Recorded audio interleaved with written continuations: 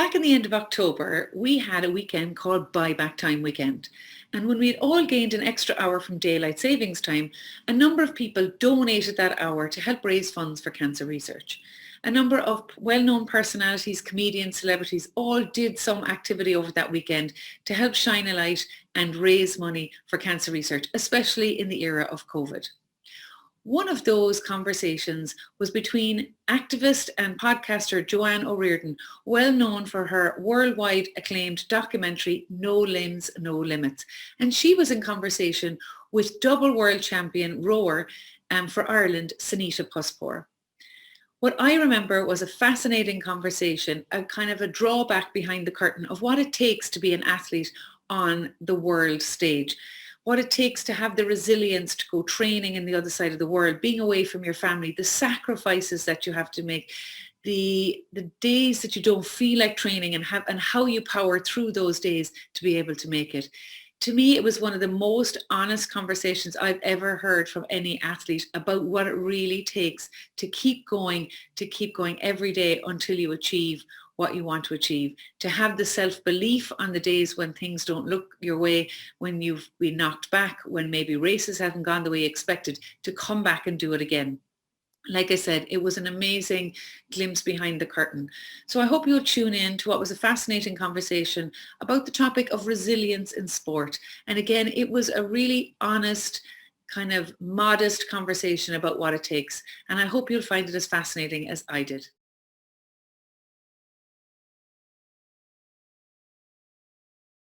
Obviously you wanted to compete at a really high level, but what was your first inkling when you got the plane ticket and landed in London? I think for me, the highlight was landing that ticket because the qualification process in Rome is really harsh. There's only 9 boats qualifying at the World Championships, and there's only like 3 places left for the last qualifying spot, last qualifying regatta. And to get those 3 spots for me was like mission impossible, but I knew I really wanted to do it. I was really lucky that they added another extra spot only a few days before the process began, before the regatta started. And that gave me another kind of small hope that I might make it. Looking at the paper, at the results from the heats and semi-finals, I shouldn't have made it because I was good 4-8 seconds behind everybody else. The top 4, yeah. It was the coach at the time, Adrian Cassidy. He was really good at motivating me. He was kind of really invested in that journey as well. And yeah, so I remember on the day of the final, I went into the room and I just started crying because I was so overwhelmed of what's coming ahead that day. It was mad. Like the build up to that qualifying regatta was, we went on a camp for about 3 weeks, so I didn't see my kids for all that time when they were so small then. That was really hard, and they did arrive for the final at the qualifying regatta, but still I only saw them for an hour and then I couldn't cope with it anymore, so I had to get away. So it was just, I was too worked up to stay around family, so I needed my own place. Yeah, and then that final sprint, the last 500, it was all or nothing. And I remember we had a tactical plan to switch around. Usually we sprint for like about last 300, 250 meters, but what we did, we changed that sprint around. So I started my sprint at 500 to go.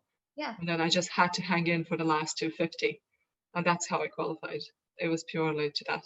Yeah. I've 2 kind of questions, and probably if they're dumb, just tell me. But how, first of all, you were saying you were crying before the whole thing. What clicks in your brain that turns you into athlete mode? And then what is like the tactic plan when you get into the boat? And could it possibly go out the window, if a race doesn't go your way? It could, yes. Yeah, the crying was just, I think, I really didn't want to lose that race. We had put everything on the line, and it was just such a boulder on my shoulders going to that regatta and trying to qualify the boat. And I think if I wouldn't have qualified for London, I don't think I would have stayed on for another cycle. So that was almost the determining factor to my athlete career as well. But yeah, I think it's just once the boat hits the water and you get into the boat, you know what to do. Mhm. It's the waiting before you get to that place on the water. That's the hardest one, and it still is. I was going to say, have you gotten better? Have you not accepted it, but have you created like some tactic mentally for you to not be maybe as hyped up? Oh yeah, I haven't cried. That was the only race I cried before. I've never cried before the race again. So it just shows how emotionally charged I was for it. Yeah. Yeah, there's what helps me is if I have a really good block of preparation, I know I've done everything I can, and now all I need to do is just go execute the race plan. That's it. It's as simple as that. And yes, I'm nervous, but it's good to be nervous as well. If I wouldn't be nervous, I'd be worried. Yeah. And so yeah, good dose of nervous is good. Yeah, like they say, if you've got nerves, you care. Yeah, pretty much. yeah. But it depends on person, I suppose. Maybe some athletes aren't nervous and that's how they work. But for me, a bit of a dose of nerves is a very good sign. Yeah. And like London for you, you were the first kind of female single scholar at the Olympics for Ireland since I think was it 1980. Like that's a Yes. long time. Like, were you aware of any of this? And did that weigh on your shoulders as well? Like I could be not an inspiration, but I could basically be a person for a young girl looking at this to mimic. Yes, but I don't think I thought about it at that time. I think I was so focused on what I wanted to get done that there was not much space for any other thoughts. I think after I qualified, that was a bit more kind of outspoken as well in media and stuff that finally there's somebody going on a female side of rowing, but yeah, it was just didn't really think about it that much back in the day. Yeah, and I suppose London was for you the tipping point. So after London, you come back to Ireland. Are you in Cork at this stage, or are you still in Dublin? Cork, yeah. All So the magic happens in Cork. exactly. So you go back into the Rowing Ireland facility. Are you turning to your coach and saying, "We can do this. Let's keep going"? Oh yeah, 100%. I was so hyped up in London, and I think being at the closing ceremony at the Olympics, I was just like, next time I'm here, I want to have a medal around my neck. And I really thought that Rio was the time to do it. I thought that 4 years will be more than enough to get me in a better shape and faster and better.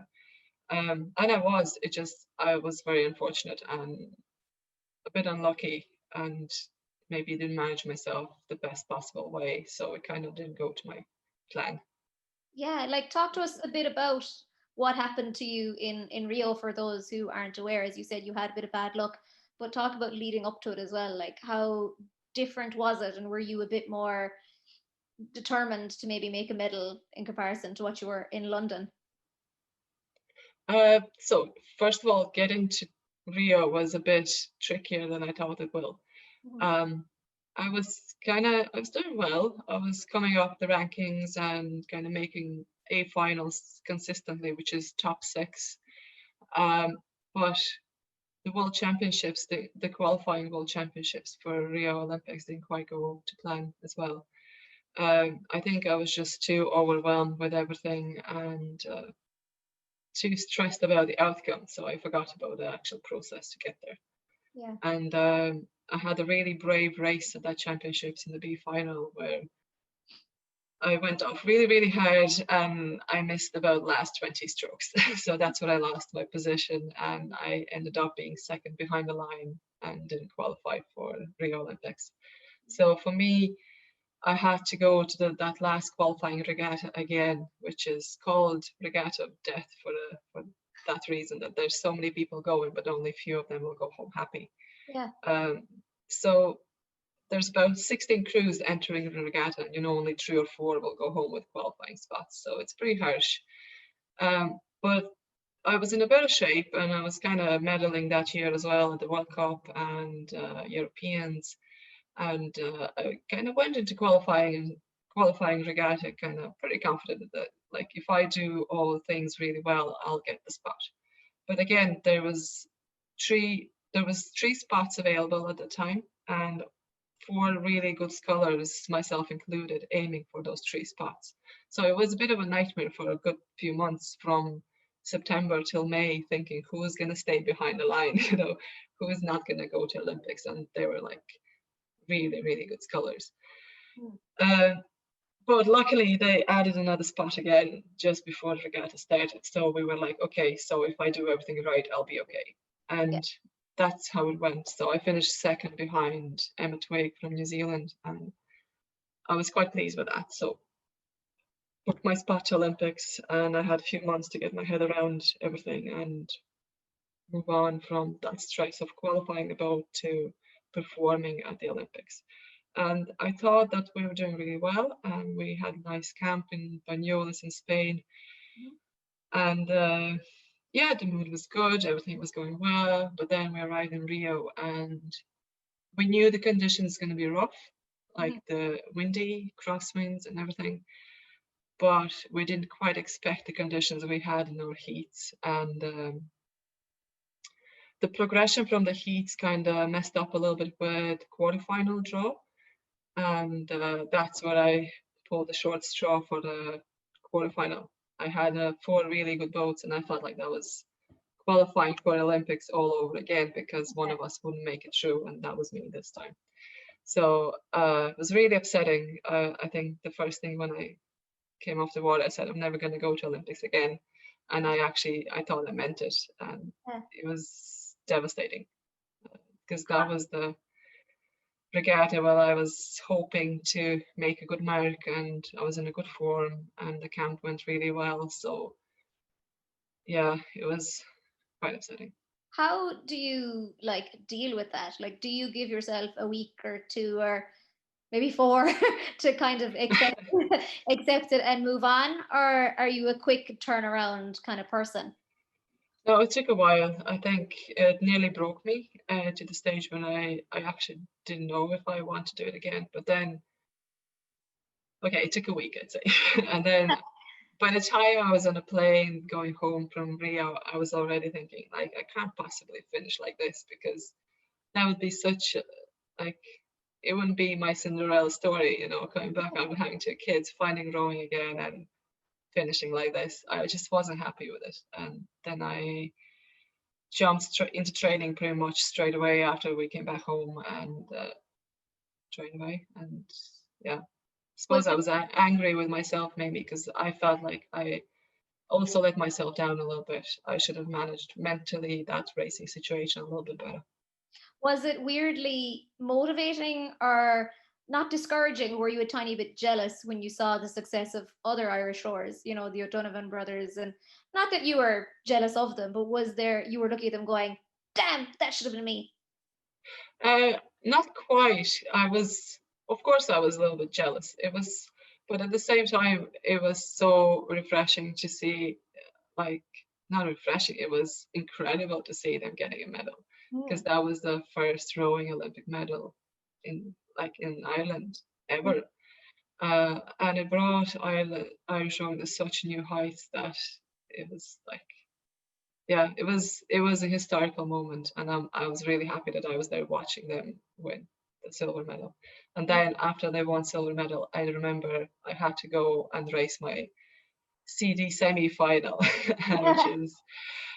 which I really didn't want to race, but I had to, because I was there representing the country, so I had to get the ranking and just finish off as well as I could, and finished off 13th. Again, the same as in London. Yeah, that was kind of funny. Stick it on the wall for motivation. Yeah, I know, just never again, please. But you did manage to turn things around, I suppose, through resilience, which is the theme of this conference, and probably a bit of tenacity and motivation. What possessed you? Like, what day were you sitting in the boat and you were like, this has to be, I have to medal at some stage? You see, everyone, including my husband, they just always kept telling me, oh, you're so strong. And I know I'm strong. And you're so fast. You have everything. You have speed, you have power, you have endurance. Like, go and take it. And I was like, I'm trying my best, but I'm not getting it. Yeah, and I suppose I always had that a little bit of in my head, that thought that I haven't fulfilled my full potential just yet. Yeah. I've always been so close to it. Just like I've been fourth at the Worlds a couple of times, and it's like you can almost reach it. It's there. Just take it. And there's Yeah. always something that stands in the way, and it's not physiology. It was something else. It was probably a bit of a mental, bit of a luck, bit of this, bit of that. And then I remember 2017, after I was fourth at the Worlds again. Um, I remember coming home and I was like, okay, that's enough. Like I'm done with this. I want to win next year. Mm. And yeah, that's what we did. And you cited your really good team there, your family, your coaches. And I was reading somewhere, Kate, Kirby and Paul Gaffney were huge influences for you. What were they teaching you specifically about psychological stuff that you felt, yeah, this makes perfect sense? Like this is the extra 1%. Yeah, I worked with Paul Gaffney first, and he helped me to overcome kind of, say it was trauma after Rio and all these setbacks that I've had, and he kind of taught me how to enjoy it a little bit more and stop putting like massive weight on my shoulders, but go in a little bit more, let's do the best and let's see what happens.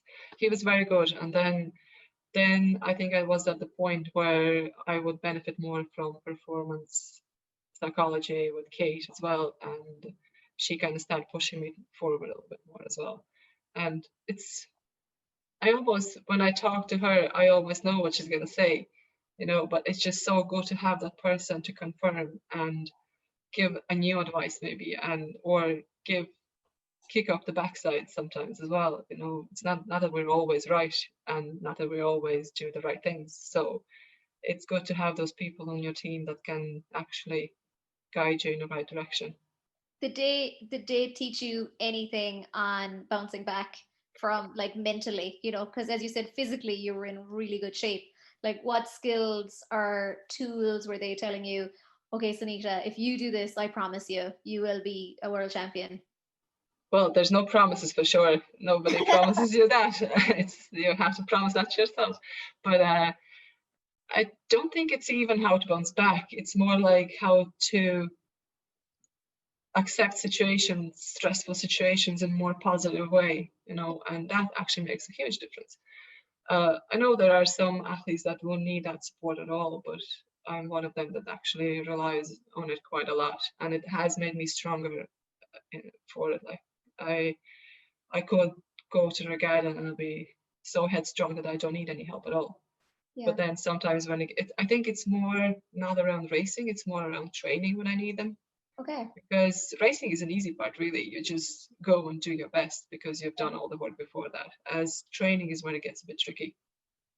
Yeah. So sometimes there's a cry over the phone, help me, what do I do? Or something like that. But yeah. Yeah, and then obviously your hard work literally paid off in a serious amount. 2018 was your crowning coronation day on the yes. stage of rowing. Like, talk to us through your emotions. Like, when you're in the race, obviously you're going backwards over the line, but are you looking kind of left to right and being like, damn, I'm miles ahead of you losers, see you later? Or are you focusing on yourself? I'm looking too much around, actually. I have to fix that as well. It's like you're so into your race that I think, yes, there was a point when I was like, oh my God, I can actually win this thing, going, but you can never relax because anything can happen on the race. Like even in the last 100 meters, you can flip the boat and fall in and that's it, you're done. So yeah, I think you have to stay really, really focused. And that's what we try to do. Excuse me. Stay focused for the whole race, and then once you're done. Then you can let it all out and celebrate. Yeah, and like, what was your emotion when you crossed that line? Was it? I've heard like past World Cup winners saying relief is usually a big one. Was it relief for you? Not on the first one. The first one, it was just like, oh my God, finally, I've been going for this for quite a while, and finally I can be can get that crown to myself. But yeah, it was pretty amazing. And I suppose the run up to the championships was quite emotional as well, because that year we had quite a lot of changes happening in the system as well. So we had the new director, a new coach, and I'm not the best coping with the changes. I like my old routines, my old support team and all that. So, but I had good few coaches over the years, so I kind of had to get used to a little bit of a rotation, and I didn't like it, but I started to accepting it. So, and with the new program, I didn't know how it's going to work. It was really, really tough program, and I've never done anything like that before. So it was like, okay, well, we do this and see how it goes. And then the first World Cup, I got a medal. The third World Cup, I got the medal. So, and I was like, okay. So, and I was getting closer and closer to the girl who won the year before, and she was winning. She had a massive winning streak. Like she won like almost 2 years in a row, everything. So, and I was getting closer and closer, and like the last regatta was about 6 weeks before the World Championships, and I was less than half a second behind her. And I was like, okay, so interesting. And then we went on a camp, and we worked really, really hard on that camp before the Worlds, and I knew we were all in a really good shape. And looking at the times from the heat, I didn't race that girl up until the final, and but I was looking at the times, and the difference wasn't massive. So there was like a second or two in between, and this and that. And so I was studying times up to like a 1K, who was ahead, who wasn't, and I kind of had an inkling I might get it if everything goes well. Yeah, it was very exciting, very exciting. And then, like, when you're standing on the podium, like, do you notice someone? Like, are you looking at your family, or are you just looking around going, this is cool? Yeah, I couldn't believe it. I was just like, oh my God, I can't believe I'm actually standing here. And I was the last one to race as well. So I had all my teammates there supporting, and Paul and Gary, they won the day before. So I remember watching them, and I was like getting so emotional, and so I want this for myself as well. And I went back to hotel and tried to calm down. But yeah, it was really cool. Yeah. It was so nice that my family was there, kids and my husband, and my friends from Latvia as well. They arrived to watch me race. So it was really, really nice. Are you like, is there any stage where you're kind of standing there? You were saying about leaving your kids and stuff. Is there any part of the training and the World Cups that are the most difficult, aside from losing? Like, is the worst thing kind of going away from your children year on year, maybe month after month? Yeah, I never enjoy it. Kind of, especially like a couple of days before I know I had to go, I get really moody and emotional a little bit that I have to go, because like once you're not there, you're not in control. You can't do anything really, you know. And but then I think over years I've kind of gotten used to that routine a little bit, that I have to go. And usually when I go away, I'll make it count as well. Like on a training camps, I'll work hard because I have nothing else to do. Like don't have to make meals or anything, and don't have to clean or just eat, sleep, row. And usually I make good strides on a camp, so it works. And you probably want to make it worthwhile. Like, I know this is all about buying back your time, but when you're away from your children, you're like, these 4 or 5 days are going to be worth it. Yeah, exactly. You just want to make most of it, of the time that you're there. You have no distractions, nothing, and just for sake of them as well. Sometimes I remember there were times when I used to go in camps, and my daughter, she'd get a bit upset, and I'll say, well, I promise you I'll do all my best to make good gains. And then she's like, okay. She was, for a while, she was quite into kind of motivating me and telling me to do better and this and that. It's like, well, I'm going to go and train really, really hard now, okay? So don't cry. Yeah. Do they, no, like, not do they care, but children are children. So are they like, mom's a roar? Or they're like, mom is so annoying, she's a roar? Probably a bit of both. Yeah, I'd say it's a combination of both. Sometimes I probably hate that I'm so consumed with rowing, because let's say on a really heavy week, I won't have time to do anything around the house. So it's all like, and then I get really angry because it's like the mess and this and that. So I'm just be shouting and cleaning and doing this and making them do stuff, you know. Yeah, yeah, But in fairness, I think because of that, they're quite independent. yeah. I know that they're not going to go hungry. They Mhm. either going to get some money, go buy a chicken roll, or they're actually going to make a meal themselves, you know. And there have been times they've been making meals for me as well. So yeah, it's nice that they're so independent. Nice. People will probably be messaging in now for your tips on how to make your children independent. Don't make any meals. That's it. Yeah. Do they get to play with your medals, hold on to your medals? Because if I was in your house, I'd be like, can I borrow your medal? Well, they're free to do that. They're not locked away or anything. So, but once they put away, there's no interest in them anymore. So, No, no. Um, no. 2018 was obviously such an incredible time for you, and I know 2019, even though you had an incredible high of kind of doing Europeans and winning it at the Worlds, you unfortunately you lost your sister. How like I can't even begin to understand like what you were going through at that time. To be honest, that was such a difficult year that looking back now, I have no idea how we ended up having those results Mm. at the back of it. I remember I was away in a camp in April in Italy, and I was getting messages that she's getting worse. And it was quite like we saw her at Christmas, and she was like, we knew she was ill, but she was kind of doing okay. Yeah. And we're kind of hopeful that maybe the treatment's going to work and she's going to get better, or, you know, how people always hold on to the last hope and everything. Um, so by spring, she was getting worse, and I was kind of getting stressed, you know, like I didn't know when will I have to go, and it probably will be suddenly, or what's going to happen. There was just no plan. We had a plan in rowing, but I didn't have a plan for that. Yeah. And I knew it was such an important year as well as an athlete. Yeah. Like it's a qualifying year and everything. So after the Europeans, I decided to go and visit her for about 3-4 days, and I'm really glad I did it because we weren't planning to do that. We were planning to go a little bit later in June, Yeah. but that would have been almost too late. So when I went into was it end of May, after Europeans, she was still in a decent enough form. Like she was getting worse, but she could still laugh. We could throw jokes. We could have a conversation. Yeah. But then, so I went home and I thought, okay, I'll train her. We go to the third World Cup, and then after the World Cup, we go again.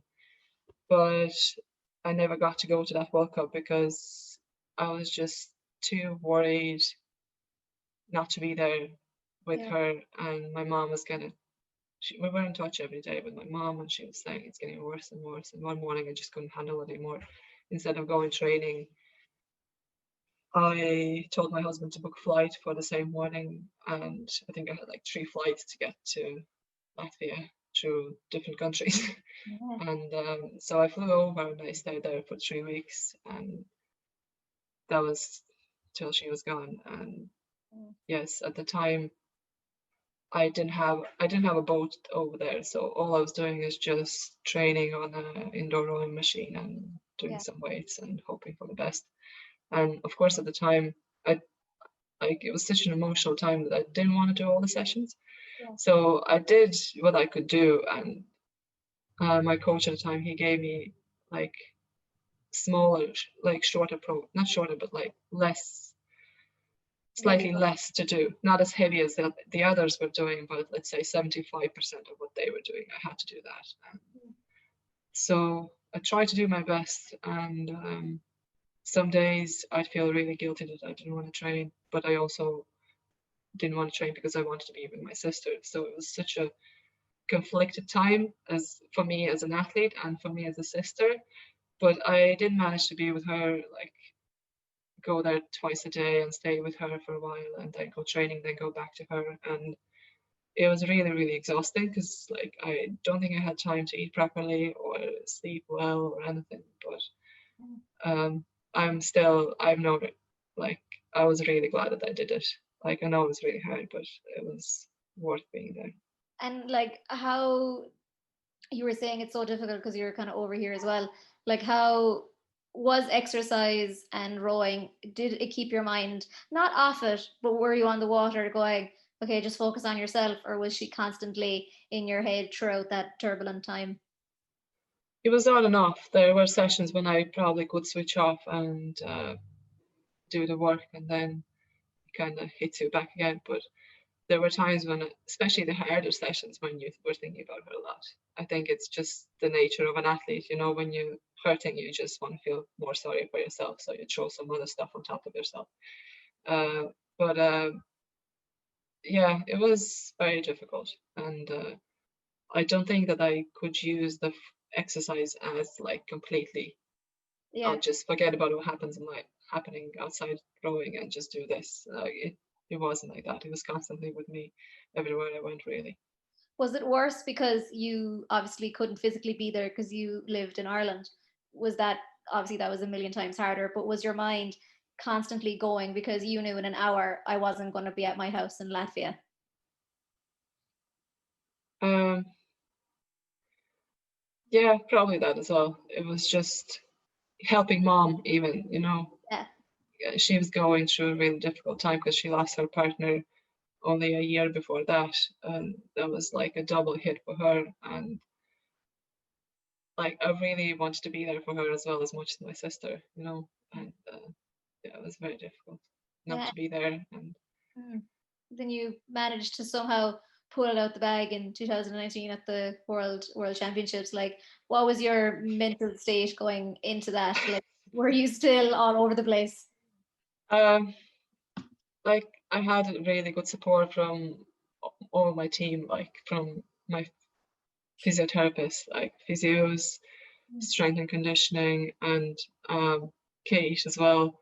Everyone was on the case. Shannon Madigan, nutrition, like everybody was checking in with me all the time, Yeah. making when I was in Latvia those 3 weeks, making sure that I stay on top of things as much as I can. And I think with that, and they kind of continued that throughout as well, you know. And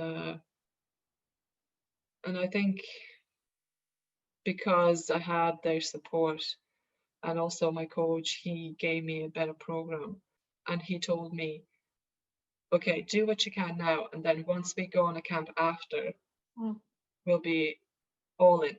So 100% efforts, everything. And that's with my kind of safety blanket. I said, okay, I'll just survive now. And then once we go on the camp, which was, I think we came back home after a few days after funeral, and then a few days later we were already heading out for the camp.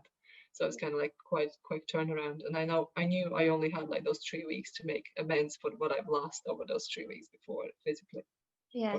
for my physiology. So, and um, even with all the lack of sleep and everything, like I was really motivated for that camp because I was catching up. I felt all the time I need to catch up, catch up, catch up, catch up. And I think that intensity in my mind kind of pulled me back to where everybody else was. Yeah. And yes, and everybody else's support, I suppose. I felt like they were all pushing me forward a little bit, you know. Yeah, So, like Roaring Ireland is so small, so it must have been not nice, but it must have been nice that they were all kind of there for you at the end of it. Like you weren't alone throughout the whole thing. yeah, absolutely. And I really felt their support. And I had physios even traveling out to support me over the funeral and stuff. So that was really, really nice. Yeah, I You mean, just feel loved, you know. So yeah, like that's yeah, kind of all we want as humans, anyways, is just to yeah. Bit of a we're shoulder to cry yeah, on, you know. exactly. Like how what was your thoughts going into that world championship? Like was it a heavy, not a burden, but was it a heavy load to carry, this is for my sister? Or were you like, whatever happens, it's Um, here? so I think when we went on the camp, what I was thinking was, okay, this is a qualified year. So from winning the championships, I lowered my bar to just make sure I'm top 9, so I qualify the boat for the Olympics. And then anything after that just is a cherry on a cake.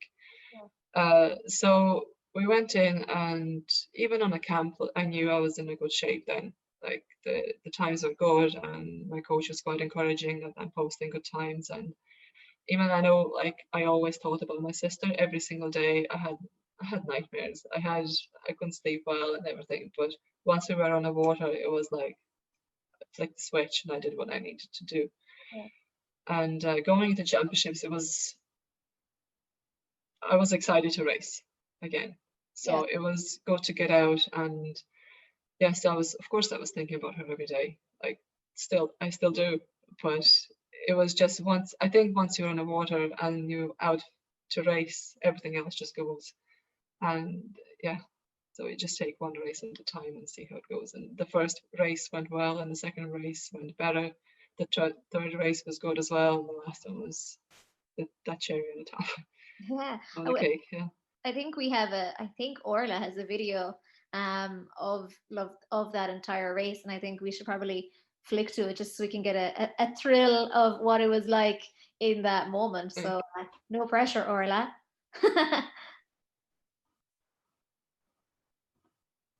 So I was going to say, like, if you could help us kind of performance of the woman who has bossed women's single sculls rowing for the last 2 years, and there is no possibility. This is what you would effectively call a facile victory. Sanita looks relaxed. She's totally in control of this race. She has been in control of this race right from the start. She is pulling away with 100 meters to go. She is not going to be caught. We are looking at a second Irish world champion. That is a phenomenal result, and it puts all the disappointments of Rio and London behind her. That's an amazing performance by Sanita. This is just incredible. We knew she was good. We knew she was getting better. We knew she had improved, but we did not think that she was that good. She has just humiliated a top-class field, and she looks emotional, but she looks relaxed. What a fantastic performance by Sanita Puspure. That was phenomenal, absolutely phenomenal. So we'll just get confirmation of that as we look at Camilla. She must be bitterly disappointed. She won the World Championship last year, but she would have expected to come here and to win third place to Magdalena Lobnig. I'm afraid we weren't really watching. We weren't watching that part of the race because so much of the concentration, so much of the focus, so much of the camera work was on Sanita because she was just so far ahead. That is an absolutely dominant performance. It's amazing. Like, that is sculling at its absolute best. We've known that she's had this performance in her for a number of years now, but for her to finally produce it on the big stage like this is amazing in that style. And you have to think now, looking back 2 years, how she could have done had she made that semi-final, what the possibilities were there. That's, possibility of a podium finish. But she won't be thinking about that. There's no point in us thinking about that. It's in the past. But there you go. That's confirmation. A second Irish gold medal at these World Championships. Sanita Puspure is the world champion. So that was 2018, and obviously. Yeah. Are you watching those clips back all the time? Not all the time. Sometimes when I feel really low and I need a bit of a kick, I might, just to remind myself that I can be that and I can be better. But or sometimes even for technical analysis, I'll be watching, okay, what have I improved since then and what can I do better now again? It's nice to have those memories, and we live in a good time when it's all recorded now as well, so you can just watch back. When you're looking back on it, are you looking at your technique going, why are you doing that? No, I was actually doing quite well over there, but obviously things improve. But no, it's more like I almost can put myself back in the boat and feel what I was doing at that moment in time, and how, like finishing that line and just having that last roar of getting it done is, yeah. And I mean, one word that stuck out to me during the commentary was when he said you were dominant, and I kind of had a fit of giggles because it gave me flashbacks. I was working in the Irish Times, and I literally got the press release I was like sitting there and I was like, did he just call her dominant? Or is this like in inverted commas and he just forgot them? So for context, for anyone who doesn't know, Shane Ross, the former Minister for Sport at that time, basically tweeted congratulations to Dominant Puspure. I'm sure you'd love to change your name to Dominant. We had a great laugh about it. I didn't know about any of that until somebody started texting me, because I was obviously, enjoying my medal, going back to hotel, having a shower and all that, taking my time. And yeah, then I started getting texts like, "Oh, have you seen that? Do you want, like, have you changed your name? This and that." I was like, "No, why?" Yeah, it was funny.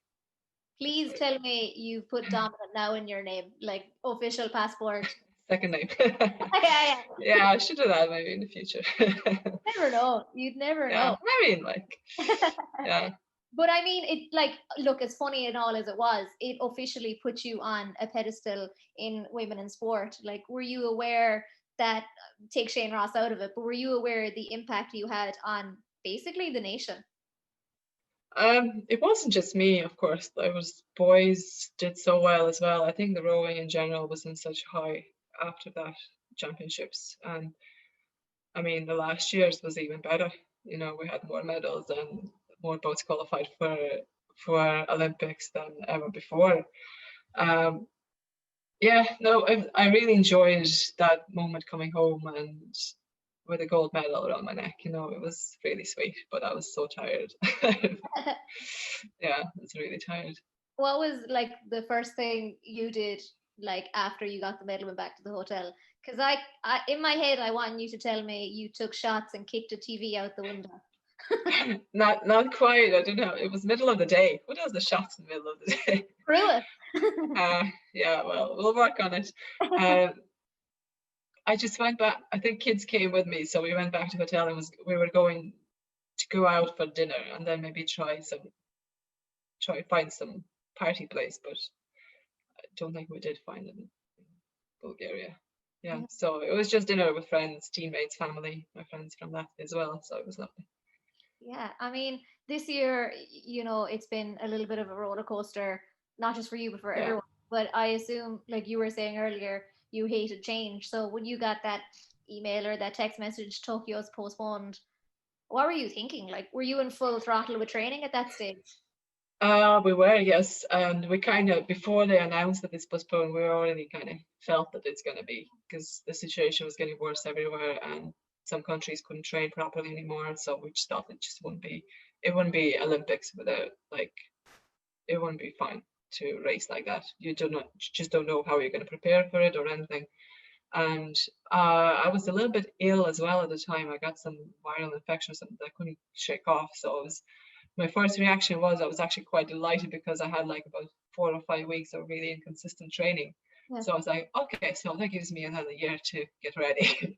But now the hardest bit starts now, when you actually realize I could have been done with Olympics now and, like, living a normal life, but now you just have to carry on for another year. But it's okay. It's only 8 months left, so day by day.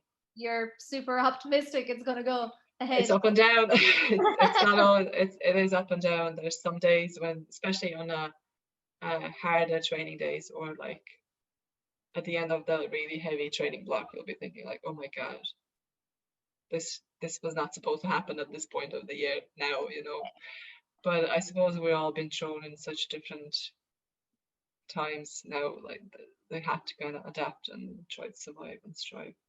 What are your like tips and tricks to getting through this kind of ordeal? Like for people listening and watching, like they necessarily wouldn't be, athletes, nor would they have, I suppose, any of the kind of, not facilities, but any of the outlets maybe that any of us would have in terms of sports psychs and anything like that.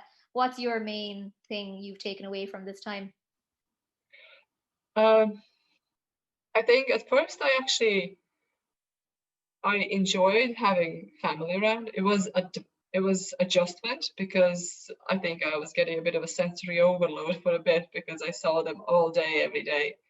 But then I actually adjusted, and it was quite nice having kids around all the time. Yeah. And obviously I could just sit on a sofa and ask for like a French toast or something. So use them to my benefit. I'm such a great mom, I'm telling you. I'm the best. Inspo. Yeah, I know. I mean, if people want any tips, like, they're welcome to get in touch. Yeah, I think the worst thing is just, as much as I love Netflix and watch something and do nothing, the worst thing is to just stop and do nothing. Yeah. I think even, I don't know, pick up crochet or knitting or something, like something that you've maybe done before but have forgotten about it, or I don't know, painting, coloring, whatever, some activities. Or obviously we're still lucky we can go out for walks and stuff, so, which is great benefit, I feel. Even a 5k, it's still a good stretch of a walk, you know.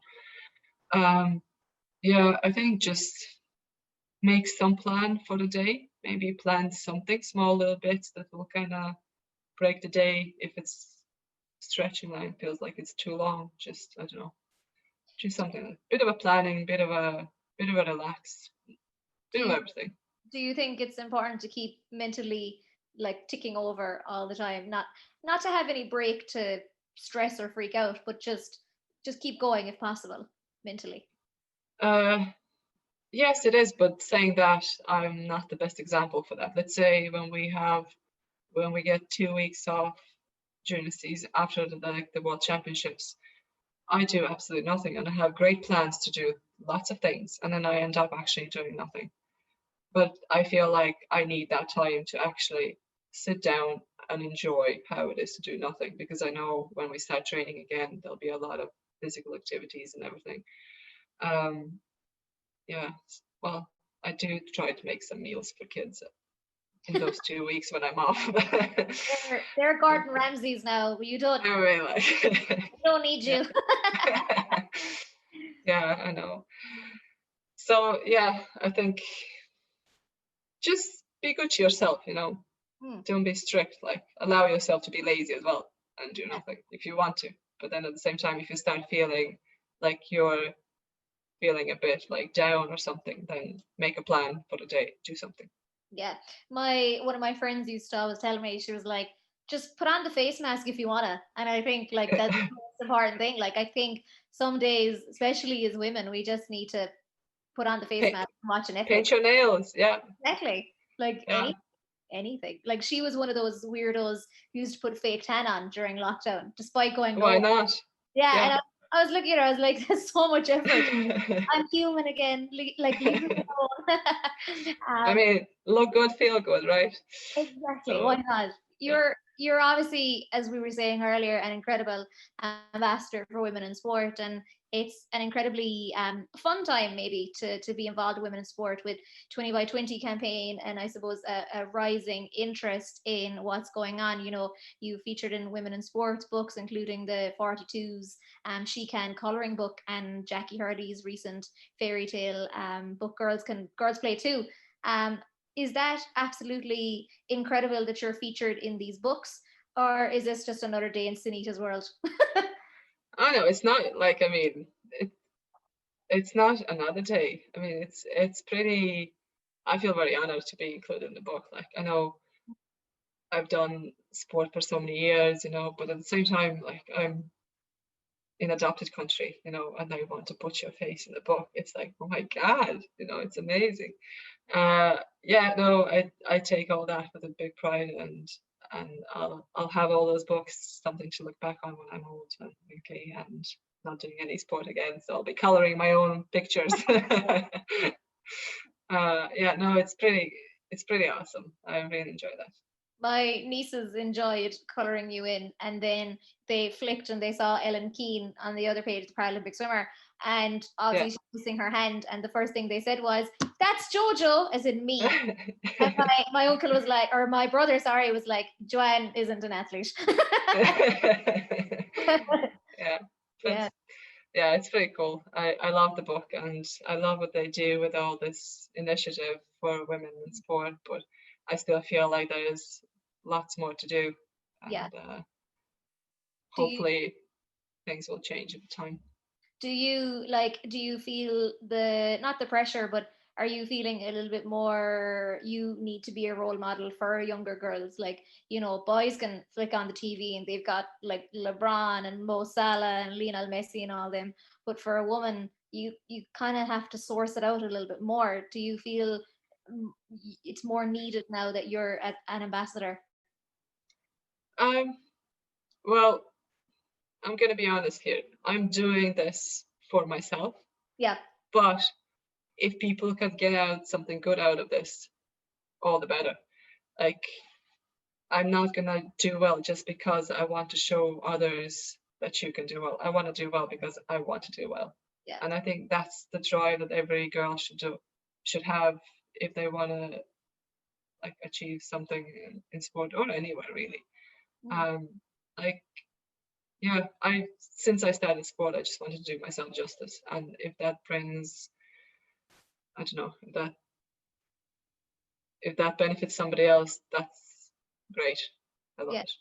Yeah, I mean, I think, you know, you're definitely like an inspiration for so many like girls, women, even boys. You know, I mean, my brothers were glued to the telly during your World Championships, and we're not a rowing family whatsoever. And I had my aunt ringing me being like, I used to walk the road and she used to be rowing. I think it was just so nice to have a hero that's so accessible. And, you know, we have lots of comments coming in saying just how inspirational you are and, you know, motivating and things like that. And if people want to drop a question or tell you how great you are, then absolutely by all means, it's definitely open to the floor. But what's the one piece of advice you would give to your younger self? If you could go back in time, maybe to when you were in Latvia just before you were moving to Ireland, what would you tell yourself?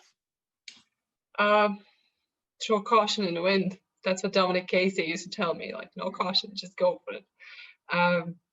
Yeah, I think I was just lacking self-belief a little bit, and still am sometimes. I think other people probably have more belief in me than I do myself, as I need a good backup with my training data and everything. And sometimes if I don't have that, I'm like, oh my God, I don't think I can do this. But yeah, I think a bit more self-belief and less doubt. Yeah, definitely. Believe in yourself, girls. Believe in yourself. No, it's. Do you think it's harder for girls to believe in themselves? Because, like, I know there's always this like example in films like Robert Downey Jr. and Brie Larson, and they're basically the same personality, but Robert Downey Jr. is cool and arrogant, but Brie Larson's cocky. You know, like, do you think that there's still that problem? Yeah, I don't know. I think it depends on personality. Like,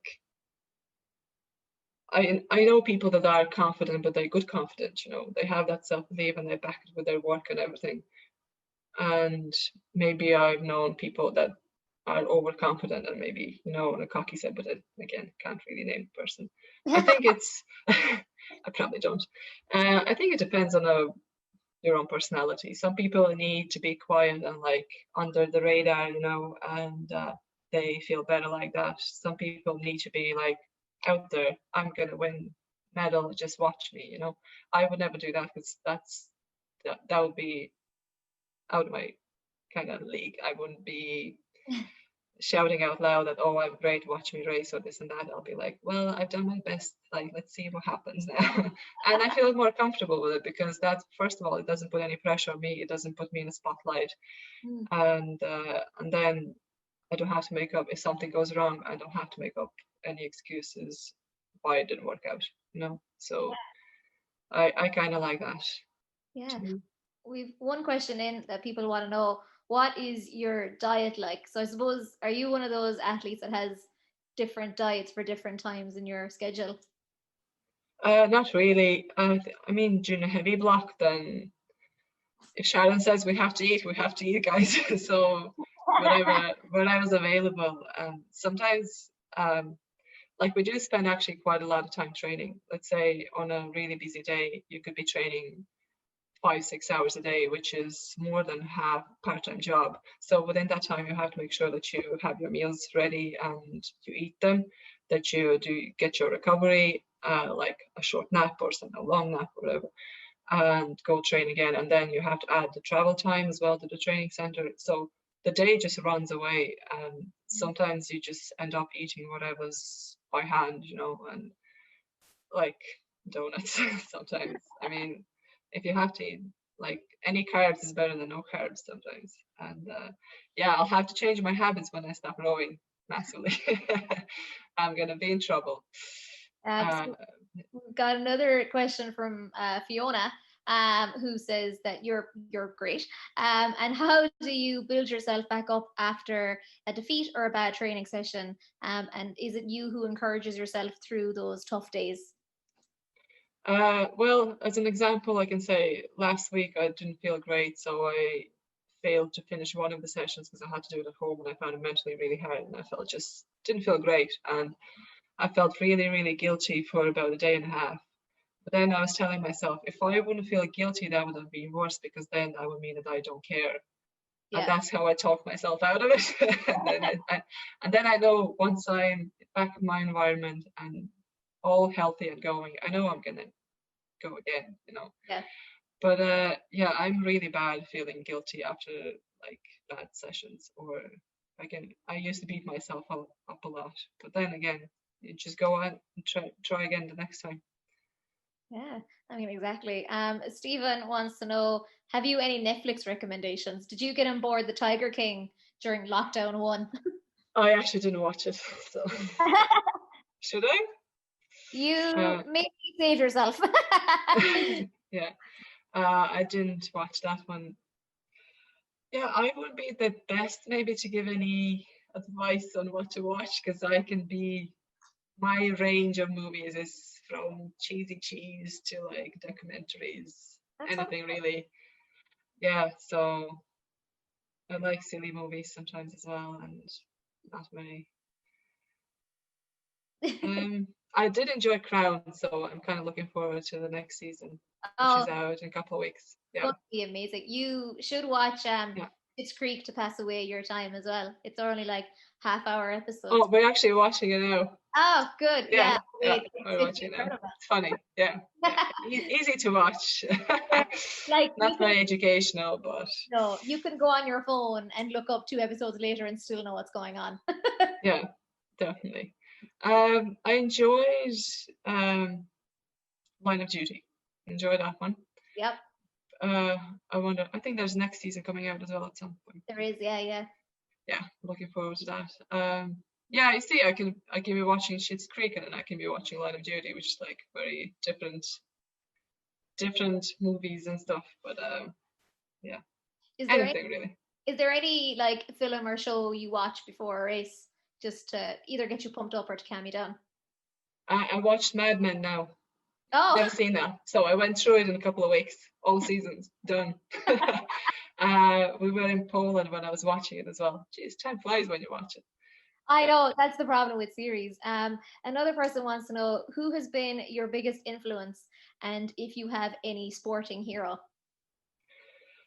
With the influence, I can't name one single person. It's been obviously many people along the way. It's been starting from my mom, who's always worked really hard, and she taught me how to be more independent as well, I suppose. And from my first coach that picked me up and taught me how to train really hard. There's a lot of people in a way, and I think it would be really unfair to just name one. So I think from all the coaches that I had, every coach has given me some sort of tools to work with, and I use them up until this day, you know. As a sports person, to